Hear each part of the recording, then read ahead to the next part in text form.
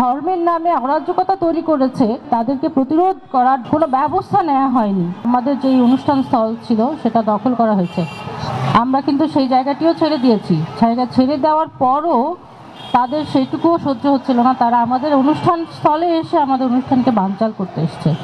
তো এই যে রাজনীতি, এবং দেখেন আমরা দেখছি যে আমাদের যে এখন একটা বিয়ে হয়ে গেছে, যে ধর্মীয় অনুভূতি বলে যে একটা বিষয় আমরা দেখছি, এটা তো আসলে এটা জাস্ট একটা ব্যবসা বাণিজ্য, এটা হচ্ছে একটা মামলাবাজির দোকান খোলা ব্যবসা হিসেবে। তাদের হচ্ছে যে পলিটিক্যাল যে এজেন্ডা, মানে আপনি যখন যাকে মনে করছেন যে আপনার জন্য সে হুমকি, তখনই তার বিরুদ্ধে আপনি একটি ধর্মীয় উস্কানিমূলক একটা কিছু ট্যাগ লাগাই দিলেন, একটা অনুভূতিতে আঘাত লেগেছে। এবং আমাদের বারবারই খেয়াল করে দেখবেন যে সংখ্যাগরিষ্ঠ শুধু ধর্মীয় অনুভূতিতে আঘাত লাগে, কিন্তু এখানে যে আরও অনেকগুলো মত পথ বিশ্বাসের মানুষ আছে, তাদের যে ধর্মীয় অনুভূতিতে আঘাত লাগতে পারে এই চিন্তাটি কখনোই তাদের মধ্যে থাকে না।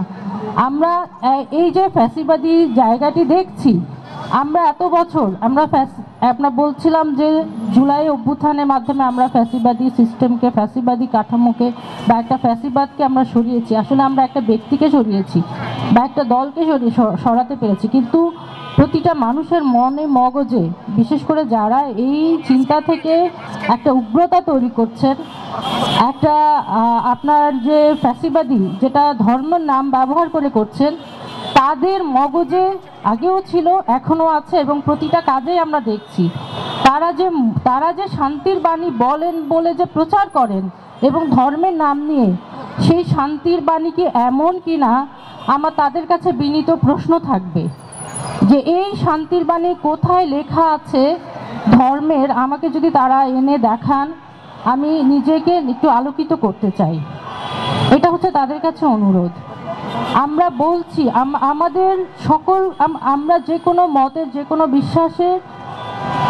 বিশ্বাসকে যেমন শ্রদ্ধা করতে চাই, যে কোনো বিশ্বাসের প্রতি আমরা অবশ্যই দায়িত্বশীল থাকতে চাই। আমরা কখনোই কারো বিশ্বাসের যে জায়গায় যে আমরা হামলা করব না, বাধা দিব না, এবং প্রত্যেকেই তার বিশ্বাস সে প্রচার করতে পারবে, সে যদি বিশ্বাস তার মতন। কিন্তু আমরা দেখছি যে তার বিশ্বাস বা সংখ্যাগরিষ্ঠের বিশ্বাস বলে যা চাপিয়ে দিচ্ছে, সেটার সাথে আপনি যদি কোনো প্রশ্ন করেন, সাথে সাথে আপনাকে দাগিয়ে দেওয়া হচ্ছে।